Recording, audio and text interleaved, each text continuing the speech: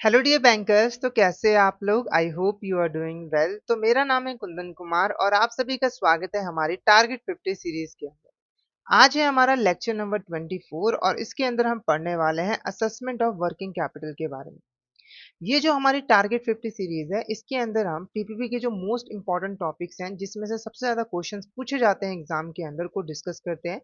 फिर उस टॉपिक से रिलेटेड जो एमसीक्यूज हैं उसकी प्रैक्टिस करते हैं ताकि पीपीपी के पेपर के अंदर आपके कम से कम 50 नंबर आ पाए और आप पीपीपी के पेपर को क्लियर कर पाओ।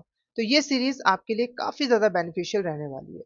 आज के टॉपिक को स्टार्ट करने से पहले मैं आपको बता दूं कि अगर आप जीआईबी एग्जाम के प्रिपरेशन अच्छे तरीके से करना चाहते हो तो आप हमारे मास्टर कोर्स में जो है वो एनरोल कर लीजिए।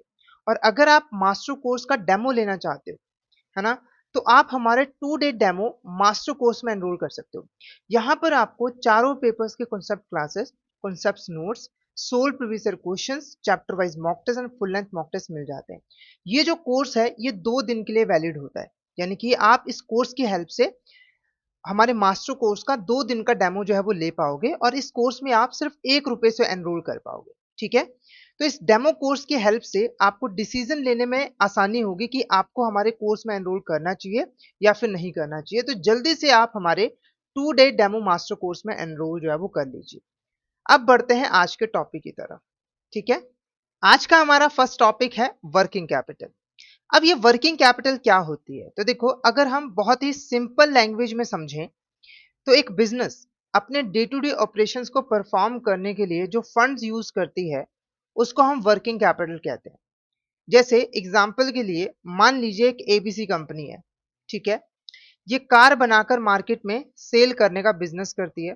तो इस कंपनी को डेली बेसिस के ऊपर बहुत सारे ऑपरेशंस परफॉर्म करने होते हैं। जैसे कि सबसे पहले कार बनाने के लिए इसे रॉ मटेरियल खरीदना होता है। ठीक है, उसके बाद प्रोडक्शन करनी होती है ना, फिर फाइनली यहाँ पर सेल करनी होती है। ओके, तो अब ये जो बिजनेस है, कंपनी है, इसे अपने डेली ऑपरेशंस को परफॉर्म करने के लिए 50 करोड़ रुपए की जरूरत जो है वो पड़ती है। ठीक है, तो ये जो 50 करोड़ रुपए है ये क्या है? ये इस कंपनी की वर्किंग कैपिटल है। ठीक है, तो वर्किंग कैपिटल क्या है? वर्किंग कैपिटल बेसिकली वो फंड्स हैं जो कि एक बिजनेस यूज करती है अपने डे टू डे ऑपरेशंस को परफॉर्म करने के लिए, जैसे कि रॉ मटेरियल परचेज करना, वेजेस पे करना और शॉर्ट टर्म एक्सपेंसेस को मीट करना। जो वर्किंग कैपिटल होती है वो दो तरीके की होती है ना। एक होती है ग्रॉस वर्किंग कैपिटल और एक होती है नेट वर्किंग कैपिटल। तो देखो, एक कंपनी ने अपने करंट एसेट्स के अंदर जो पैसा इन्वेस्ट किया हुआ है उसे हम ग्रॉस वर्किंग कैपिटल कहते हैं। जैसे मान लीजिए जो एबीसी कंपनी है उसने अपने करंट एसेट्स के अंदर टोटल 50 करोड़ रुपए इन्वेस्ट किए हुए हैं। ठीक है, यानी कि इस कंपनी के पास 50 करोड़ की करंट एसेट्स हैं। तो ये ग्रॉस वर्किंग कैपिटल है। ओके, अब ये नेट वर्किंग कैपिटल क्या होता है? तो देखो, जब हम कंपनी की करंट एसेट्स में से करंट लायबिलिटीज को माइनस कर देते हैं तो आपका नेट वर्किंग कैपिटल आता है। जैसे मान लीजिए कि एबीसी कंपनी है। ठीक है, उसकी जो करंट एसेट्स हैं वो 50 करोड़ की हैं और जो करंट लायबिलिटी है वो 30 करोड़ की है। डिफरेंस कितना है? 20 करोड़ रुपए। ये जो 20 करोड़ रुपए ये क्या है? नेट वर्किंग कैपिटल है। ठीक है, अब ये वो पैसा है जो कि कंपनी को एक्चुअली में चाहिए अपने डे टू डे ऑपरेशंस को परफॉर्म करने के लिए। ठीक है, देखो कंपनी को चाहिए थे 50 करोड़ रुपए, 30 करोड़ रुपए कंपनी को करंट लायबिलिटी की फॉर्म में मिल चुके हैं। तो अब कितना और पैसा चाहिए? सिर्फ और सिर्फ 20 करोड़ रुपए। ठीक है,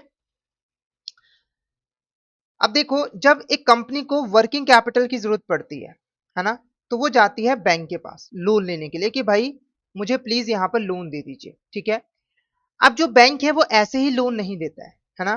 पहले वो असेस करता है कि एक्चुअली में इस बिजनेस को कितने वर्किंग कैपिटल की जरूरत है, फिर उसके अकॉर्डिंग ही बैंक यहाँ पर जो है वो लोन देता है। ठीक है, तो वर्किंग कैपिटल को असेस करने के लिए जो बैंक है वो 3 इंपॉर्टेंट मेथड्स का यूज करते हैं।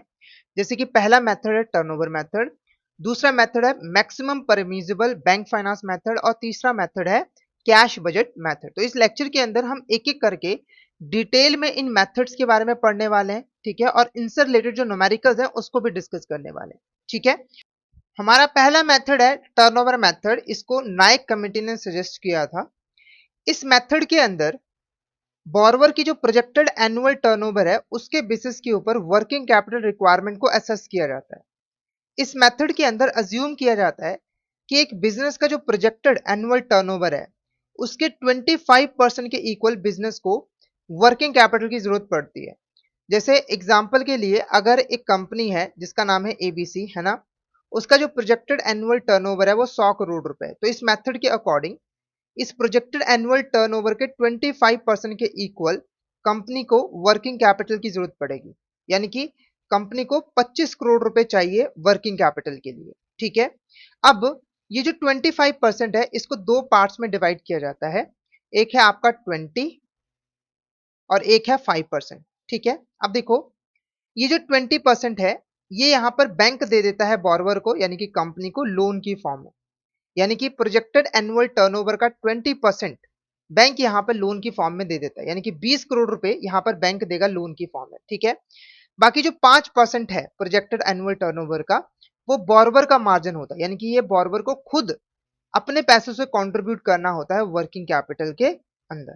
ठीक है, तो मेथड काफी ज्यादा इंपॉर्टेंट है, तो इसको दोबारा से मैं आपको एक्सप्लेन कर देता हूं। तो ये मेथड कहता है कि एक बिजनेस का जो प्रोजेक्टेड एनुअल टर्नओवर है उसके 25% के इक्वल उसे वर्किंग कैपिटल की जरूरत पड़ती है। ठीक है, और वो जो 25% है उसमें से 20% बैंक लोन की फॉर्म में दे देता है और 5% बोरोवर का खुद का मार्जिन रहता है। अब हम एक न्यूमेरिकल डिस्कस करते हैं। तो देखो एक एबीसी कंपनी है वो यहाँ पर बैंक को अप्रोच करती है वर्किंग कैपिटल फाइनेंस के लिए। बैंक यहाँ पर यूज करती है टर्नओवर मेथड का वर्किंग कैपिटल रिक्वायरमेंट को असेस करने के लिए। जो कंपनी है उसका जो प्रोजेक्टेड एनुअल टर्नओवर है वो 100 करोड़ रुपए है, तो आपको टोटल वर्किंग कैपिटल रिक्वायरमेंट निकालनी है, कंपनी का खुद का कंट्रीब्यूशन निकालना है और बैंक कितना लोन देगा वो भी निकालना है। ठीक है, तो देखो टर्नओवर मेथड के अकॉर्डिंग जो प्रोजेक्टेड एनुअल टर्नओवर है यानी कि 100 करोड़ रुपए उसका 25% यानी कि 25 crore rupees total working capital requirement है एबीसी कंपनी की। ठीक है, उसमें से जो 20% है यानी कि 20% ऑफ प्रोजेक्टेड एनुअल टर्नओवर वो यहाँ पर बैंक लोन की फॉर्म में देगा। ठीक है, यानी कि 20 करोड़ रुपए, यानी कि बैंक लोन कितना है 20 करोड़ मैक्सिमम। ठीक है, और 5% प्रोजेक्टेड एनुअल टर्नओवर का वो बोरोवर का खुद का मार्जिन होगा यानी कि 5 करोड़ रुपए। ठीक है, तो यहाँ पर करेक्ट आंसर क्या रहेगा option A, total working capital requirement रहेगी 25 करोड़ की और बोरोवर का खुद का कंट्रीब्यूशन होगा 5 करोड़ का और बैंक लोन मैक्सिमम होगा 20 करोड़। ठीक है, तो ऑप्शन ए करेक्ट आंसर रहेगा। नेक्स्ट जो हमारा मेथड है वो है maximum permissible bank finance method. ठीक है, इसको टंडन कमिटी ने इंट्रोड्यूस किया था। देखो इस मेथड के अंदर ना बैंक मैक्सिमम कितना फाइनेंस प्रोवाइड कर सकता है बिजनेस को वो डिटरमाइन किया जाता है। ठीक है, फिर से बता रहा हूं, इस मेथड के अंदर हम क्या कैलकुलेट करते हैं, तो बैंक मैक्सिमम कितना फाइनेंस दे सकता है बिजनेस को वर्किंग कैपिटल लोन की फॉर्म में वो हम कैलकुलेट जो है वो करते हैं। ठीक है, तो बोरोवर कितना क्रेडिट लेने आया है कितना लोन लेने आया है उसके साइज के अकॉर्डिंग जो बैंक है वो यहाँ पर तीन मेथड्स का यूज करते हैं, first method of landing, second method of landing और थर्ड मेथड ऑफ लैंडिंग, जिनको हम एक एक करके डिटेल में डिस्कस करने वाले हैं। ठीक है, ये जो तीन मेथड ऑफ लैंडिंग है वो इस मेथड के अंडर ही आते हैं। ओके, तो पहला है फर्स्ट मेथड ऑफ लैंडिंग। ये जो मेथड ऑफ लैंडिंग है इसके अंदर सबसे पहले हमें वर्किंग कैपिटल गैप निकालना होता है बिजनेस का जो लोन लेने आया है। ठीक है, वर्किंग कैपिटल गैप कैसे निकलता है, मान लीजिए एक एबीसी कंपनी है। ठीक है, उसकी जो करंट एसेट्स हैं वो है 50 करोड़ की। ठीक है, और जो करंट लायबिलिटीज हैं वो है 30 करोड़ रुपए की, और ये करंट लायबिलिटी के अंदर हमने बैंक बोरविंग्स को इंक्लूड नहीं किया है, जो बैंक बोरविंग्स हैं उसको हमने एक्सक्लूड किया हुआ है। ठीक है, तो जब हम करंट एसेट्स में से करंट लायबिलिटीज को माइनस करते हैं यानी कि 50 करोड़ में से 30 करोड़ को माइनस करते हैं तो आता है 20 करोड़। ये जो 20 करोड़ रुपए है यह है वर्किंग कैपिटल गैप। ध्यान रखना है यहां पर ये जो करंट लायबिलिटीज है इसके अंदर बैंक बोरोविंग्स इंक्लूडेड नहीं है। ठीक है, अगर हम नॉर्मली करंट एसेट्स में से करंट लायबिलिटीज को माइनस करते हैं तो वो आता है नेट वर्किंग कैपिटल। ठीक है, पर जब हम करंट एसेट्स में से बिजनेस की करंट एसेट्स में से करंट लायबिलिटीज को माइनस करते हैं और करंट लायबिलिटीज के अंदर बैंक बोरोविंग को इंक्लूड नहीं करते हैं तब आता है आपका वर्किंग कैपिटल गैप। ठीक है, तो पहला स्टेप क्या होता है कि हमें वर्किंग कैपिटल गैप निकालना होता है। ठीक है, तो इस एग्जाम्पल के अंदर हमारा वर्किंग कैपिटल गैप कितना आया है, वो आया है 20 करोड़ रुपए। ओके, अब ये जो फर्स्ट मेथड ऑफ लैंडिंग है वो कहता है कि ये जो वर्किंग कैपिटल गैप है ना, यानी कि 20 करोड़ रुपीस, इसका 25% बोरवर खुद कंट्रीब्यूट करेगा वर्किंग कैपिटल के अंदर, बोरवर कंट्रीब्यूट करेगा 25%। ठीक है, अगर हम 20 करोड़ का 25% निकाले तो कितना आएगा? 20 करोड़ का 25% अगर हम निकाले तो वो आएगा 5 करोड़। ठीक है, तो बोरवर का कंट्रीब्यूशन कितना होगा वर्किंग कैपिटल के अंदर? वो है 5 करोड़। ठीक है, और जो बैंक है वो मैक्सिमम वर्किंग कैपिटल गैप का 75% ही लोन की फॉर्म में दे सकता है, यानी कि बैंक यहां पर मैक्सिमम 15 करोड़ का लोन जो है वो दे सकता है।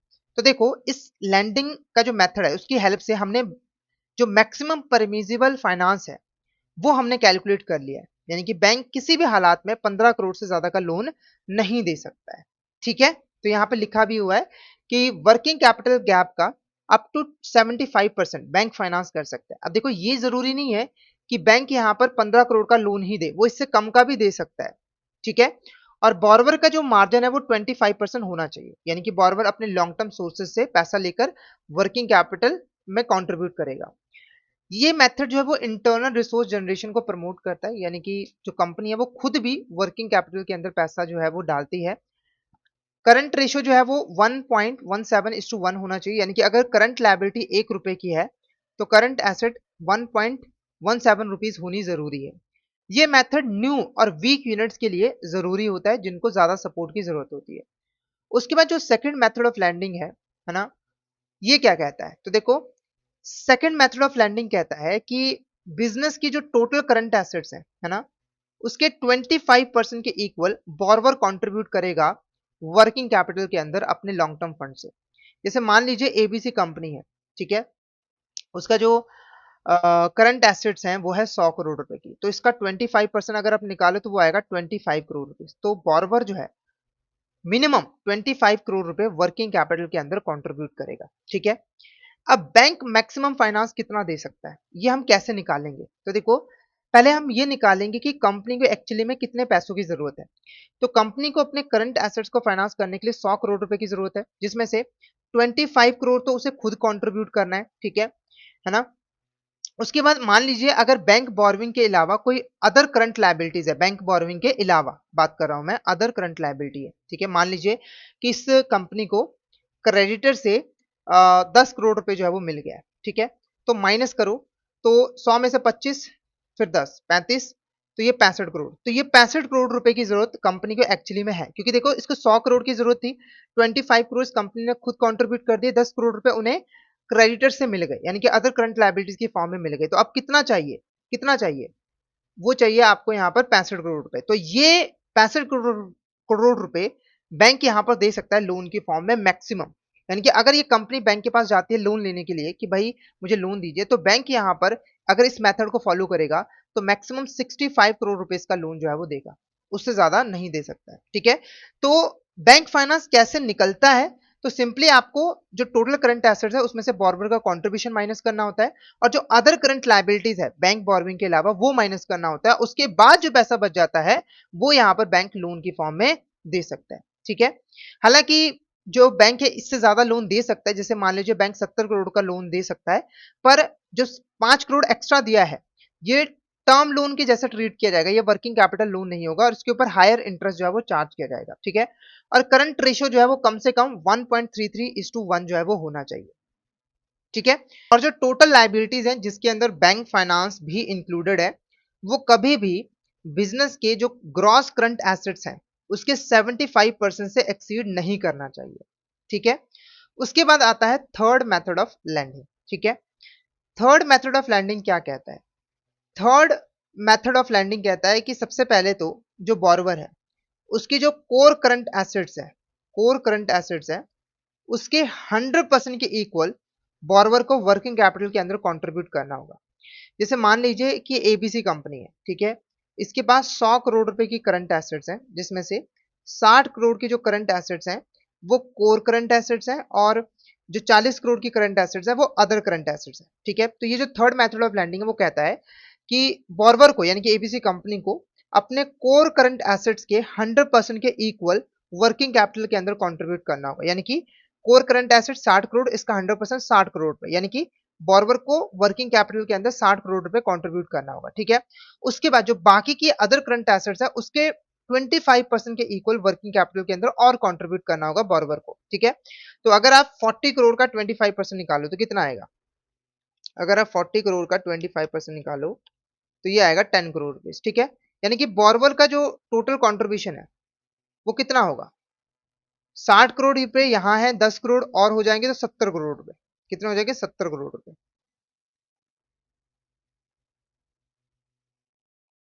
ठीक है। 70 करोड़ रुपए, ओके। तो अब देखो बैंक का फाइनेंस कैसे निकलेगा। तो जो एबीसी कंपनी है उसको टोटल 100 करोड़ की करंट एसेट चाहिए, यहां पे लिख देता हूं, ठीक है। जिसमें से बोरवर का कंट्रीब्यूशन कितना है? 70 करोड़ का, है ना। उसके बाद मान लीजिए अदर करंट लायबिलिटीज की फॉर्म में 10 करोड़ रुपए और मिल गए बिजनेस को। अब कितना चाहिए? सिर्फ और सिर्फ 20 करोड़ रुपए। तो 20 करोड़ रुपए बैंक मैक्सिमम लोन की फॉर्म में दे सकती है। थोड़ा सा कॉम्प्लिकेटेड मेथड है, एक बार फिर से रिपीट कर देता हूं मैं आपको। तो देखो, जो आपका थर्ड मेथड ऑफ लैंडिंग है वो कहता है कि बिजनेस की जो करंट एसेट्स है उसको दो पार्ट्स में डिवाइड कीजिए, कोर करंट एसेट्स, ठीक है, और अदर करंट एसेट्स। जो कोर करंट एसेट्स है उसकी तो 100% के इक्वल बॉर्वर कंट्रीब्यूट करेगा वर्किंग कैपिटल के अंदर, ठीक है। तो 60 करोड़ का 100% 60 करोड़ रुपए आ गए, तो इतना तो बॉर्वर कंट्रीब्यूट करेगा ही। बाकी की जो अदर करंट एसेट्स हैं, है ना, उसका 25%, तो 40 करोड़ का 25% 10 करोड़ आया, तो वो मैंने ऐड कर दिया, तो टोटल कंट्रीब्यूशन था बॉर्वर का 70 करोड़। और फिर अदर करंट लायबिलिटीज की फॉर्म में 10 करोड़ रुपए और मिल गया, तो कितना बचा? सिर्फ और सिर्फ 20 करोड़ रुपए। ये वो पैसा है जो यहाँ पर बैंक लोन की फॉर्म में बिजनेस को दे सकता है, ठीक है। अब हम एक केस स्टडी यहाँ पर डिस्कस करेंगे। तो यहाँ पर वर्किंग कैपिटल स्टेटमेंट गिवन है।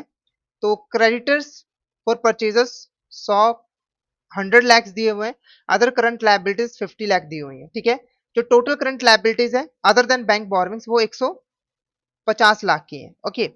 उसके बाद एसेट्स की बात करें तो raw material, stock in process, finish goods, receivables, है ना, ये दिया हुआ है 50, और अदर करंट एसेट दिया हुआ है 10। तो टोटल करंट एसेट्स 370 है, और जिसमें से कोर करंट एसेट्स आपके 95 है, ठीक है। तो अगर हम फर्स्ट मेथड ऑफ लैंडिंग की बात करें तो हमें मैक्सिमम परमिजिबल बैंक फाइनेंस जो है वो निकालना है। तो ये तो बहुत ही ईजी है। सबसे पहले तो आपको वर्किंग कैपिटल गैप निकाल लेना है, ठीक है।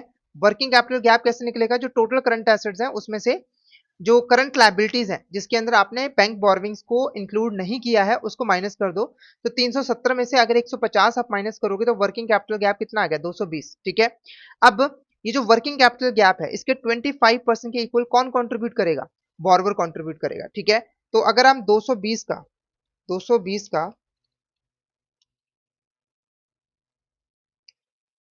25% निकालें तो ये आएगा 55 करोड़ रुपीस, ठीक है। उसके बाद अब बैंक फाइनेंस निकालना है, वो कैसे निकलेगा? तो देखो टोटल कितना चाहिए करंट एसेट्स? 370 लाख रुपए का, है ना। इसमें से 55 लाख तो बोरोवर का कंट्रीब्यूशन होगा, और अदर करंट लायबिलिटीज की फॉर्म में कितना मिल चुका है कंपनी को? 150 का, 150 लाख, ठीक है। माइनस करो 370 में से माइनस करो 55 को, फिर माइनस करो 150 को, बचा कितना? 165, है ना। यानी कि बिजनेस को और 165 लाख की जरूरत है, तो बैंक मैक्सिमम 165 लाख रुपए का लोन जो है वो दे सकता है, ठीक है। तो ऑप्शन ए आपका करेक्ट आंसर जो है वो रहेगा, है ना। उसके बाद आता है सेकंड मेथड ऑफ लैंडिंग। तो यहां पर भी आपको मैक्सिमम प्रोविजिबल बैंक फाइनेंस निकालना है। तो सबसे पहले तो देखो टोटल करंट एसेट्स हैं 370 की, है ना। तो देखो पहले बोरोवर का कंट्रीब्यूशन निकाल लो। तो टोटल करंट एसेट 370 का 25% अगर आप निकालो तो कितना आएगा? 370 का 25% अगर आप निकालो तो ये आएगा आपका 92.5, 92.5, ठीक है। तो हम इसको राउंड ऑफ करके 92 लाख यहाँ पर कर देते हैं, ओके। तो ये आ गया बोरोवर का कंट्रीब्यूशन। तो 370 लाख रुपए चाहिए, इसमें से बोरोवर का कंट्रीब्यूशन है 92, अदर करंट लायबिलिटीज के फॉर्म में कंपनी को मिल चुका है 150 लाख रुपए। बचा कितना? 370 में से 92 को माइनस करो, फिर माइनस करो 150 को, बचा यहाँ पर सिर्फ और सिर्फ 128 लाख। तो यहाँ पर 128 लाख जो है वो बच गया। तो ऑप्शन बी आपका करेक्ट आंसर है। ये वो फाइनेंस है जो कि बैंक लोन की फॉर्म में बोरोवर को दे सकता है। क्लियर है? उसके बाद है थर्ड मेथड ऑफ लैंडिंग, है ना। इसके अंदर भी हमें मैक्सिमम परमिजिबल बैंक फाइनेंस निकालना है। सबसे पहले तो देखो कोर करंट एसेट्स कितनी है? 95, ठीक है, ये आपको याद रखना है 95। कोर करंट एसेट्स हैं 95, ठीक है। तो इसका 100% बोरोवर कंट्रीब्यूट करेगा, यानी कि 95 लाख, ओके। उसके बाद बाकी की कितनी करंट एसेट्स बची हैं? तो देखो 370 में से 95 को माइनस करो, 370 माइनस 95, तो अदर करंट एसेट्स जो बची हैं वो 275 लाख, इसका 25% निकालो। तो अगर आप इसका 25% निकालोगे तो ये आएगा 68.75 लाख। ठीक है, 68.75 लाख। अब इसको ऐड कर दो, इसके अंदर 95 ऐड कर दो, तो बोरवर का जो कुल कंट्रीब्यूशन होगा बोरवर का वर्किंग कैपिटल के अंदर वो होगा 163.75 लाख, यानी कि 163.75 लाख। ओके, ये हो गया बोरवर का कंट्रीब्यूशन। ओके, उसके बाद नेक्स्ट, अब देखो टोटल करंट एसेट्स कितनी चाहिए 370 की, उसमें से बोरवर का कंट्रीब्यूशन है 1,163.75 लाख। ठीक है, उसके बाद अदर करंट लायबिलिटीज की फॉर्म में 150 लाख रुपए मिल चुके हैं। ये देखिए, ये वाला सिस्टम जो है ना, माइनस कीजिए 370 में से माइनस कीजिए 163.75 को, फिर माइनस कीजिए 150 को, और बचा कितना 56.25, कितना बचा 56.25। तो करेक्ट आंसर करेगा ऑप्शन सी। तो ये वो फाइनेंस है जो कि मैक्सिमम बैंक लोन की फॉर्म में दे सकता है।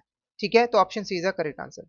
उसके बाद जो नेक्स्ट हमारा मेथड है वो है कैश बजट मेथड। देखो इस मेथड के अंदर सबसे पहले तो हम बिजनेस का जो प्रोजेक्टेड कैश रिसिप्ट और पेमेंट के स्टेटमेंट है वो मंगाते हैं, जिससे हमें ये पता चलता है कि फ्यूचर में बिजनेस को कितना यहाँ पर कैश रिसीव होने वाला है और बिजनेस कितना कैश पे करने वाला है। ठीक है, ताकि उसके हेल्प से हम यहाँ पर किसी भी तरह के कैश डेफिसिट को ढूंढ पाए। ठीक है, क्योंकि इस मेथड के अंदर कैश डेफिसिट के बेस पर ही लोन जो है वो दिया जाता है। ठीक है, तो मान लीजिए यहाँ पर एक एबीसी कंपनी है, ये एबीसी कंपनी है। ठीक है, और उसका ये जो प्रोजेक्टेड कैश फ्लो स्टेटमेंट है वो इस तरीके से है। ठीक है, तो ये आपका क्वार्टर वन क्वार्टर टू, हम दो क्वार्टर का ही लेके चलते हैं। तो जो कैश इनफ्लो है, ये कैश इनफ्लो है और ये कैश आउटफ्लो है। तो कैश इनफ्लो जो है वो मान लीजिए कि 50 करोड़ है और कैश आउटफ्लो 60 करोड़ है। कैश इनफ्लो जो है वो 40 करोड़ है और कैश आउटफ्लो 50 करोड़ है। ठीक है, तो देखो क्वार्टर वन के अंदर आपका कैश डेफिसिट कितना आया 10 करोड़ का। क्यों? क्योंकि देखो आपके पास पैसे कितने आ रहे हैं 50 करोड़ रुपए, आपको पे कितना करना पड़ रहा है 60 करोड़ रुपए, यानी कि आपको 10 करोड़ रुपए और जरूरत पड़ रही है ना। क्वार्टर टू के अंदर भी कैश डेफिसिट कितना है 10 करोड़ का। मान लीजिए कि जो क्वार्टर टू है ना, वहां पर जो कैश इनफ्लो है वो 35 होगा।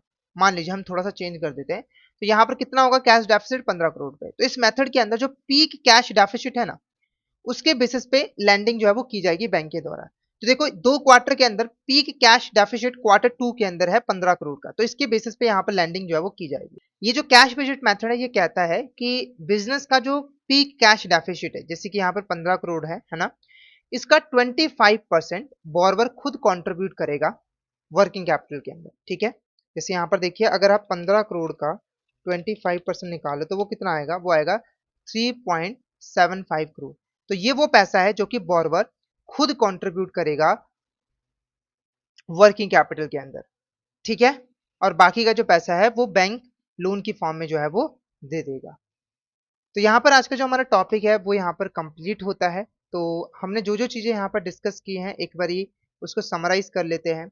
तो वर्किंग कैपिटल क्या है, ये वो फंड्स हैं जो कि बिजनेस यूज करती है अपने डे टू डे ऑपरेशंस को परफॉर्म करने के लिए। टाइप्स की बात करें तो ग्रॉस वर्किंग कैपिटल और नेट वर्किंग कैपिटल, दो तरह की वर्किंग कैपिटल होती है।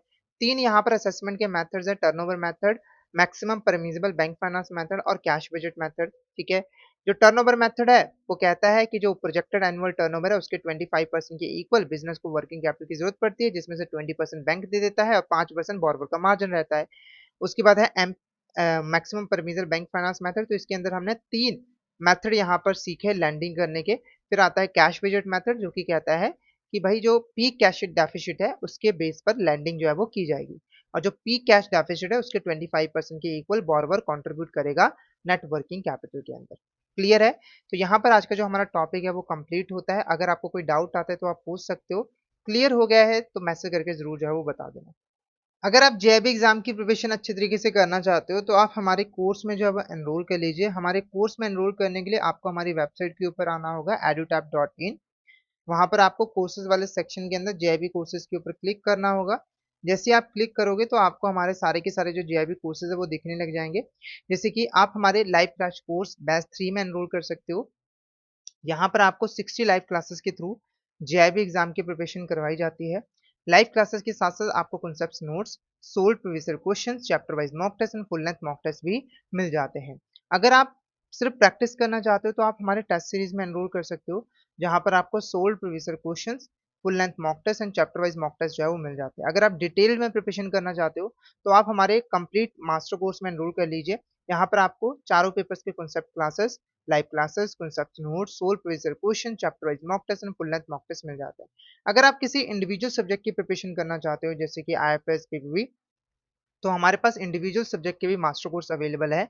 आईएफएस के मास्टर कोर्स के अंदर आपको आईएफएस की concept classes, live classes, concept notes, solved previous year question, chapter wise mock test and full length mock test मिल जाते हैं।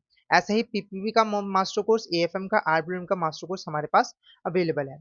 अगर आप हमारे मास्टर कोर्स का डेमो लेना चाहते हो तो आप हमारे 2 डे डेमो मास्टर कोर्स में एनरोल जो है वो कर सकते हो। इस कोर्स में आप सिर्फ ₹1 से एनरोल कर सकते हो और ये कोर्स सिर्फ 2 दिनों के लिए वैलिड होगा। तो जल्दी से हमारे कोर्स में जो है वो एनरोल कर लीजिए। तो यहाँ पर आज का जो हमारा टॉपिक है वो कंप्लीट होता है, ठीक है। अगर आपको इस टॉपिक के अंदर कोई भी डाउट आता है तो आप यहाँ पर कमेंट बॉक्स में मैसेज करके जो है वो बता सकते हो। अगर आप हमसे कांटेक्ट करना चाहते हो तो ये हमारा व्हाट्सअप नंबर है, इसके ऊपर आप हमसे कांटेक्ट कर सकते हो और ये हमारी ईमेल आईडी है, इसके ऊपर भी आप हमें ईमेल वगैरह जो है वो भेज सकते हो। तो आज के सेशन हम यहीं पे एंड करते हैं। आज के लिए इतना ही, मिलते हैं नेक्स्ट क्लास में। Thank you so much everyone.